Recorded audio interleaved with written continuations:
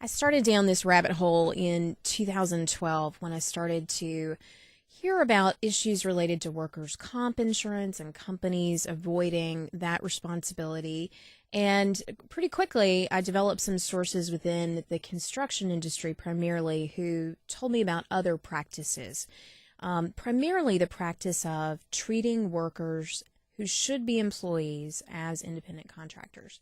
And by the end of 2012, I had written a series of stories, and a lot of legislators and state leaders had paid attention. But what I mostly heard from them is some level of doubt about the extent of the problem and the cost of it.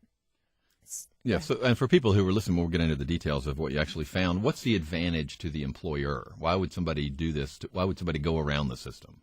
It's easier and it's cheaper. I mean, it's a really obvious temptation. And so what was happening is companies were choosing to treat their workers as independent contractors, and they saved 20% or more in labor cost. And anybody in a business that has a competitive bidding process knows that bids are won and lost on smaller margins, much smaller margins than that. And of course, the big loser in this are the workers themselves. Absolutely. But there are so many losers here. The worker, the taxpayer, the companies trying to do it the right way find themselves constantly shut out of work. How did the taxpayers lose?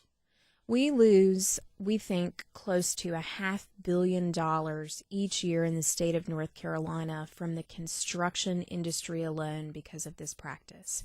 So if they're not paying in the taxes, somebody is, and that's you and me and everybody else who files their taxes regularly and as they should according to the law.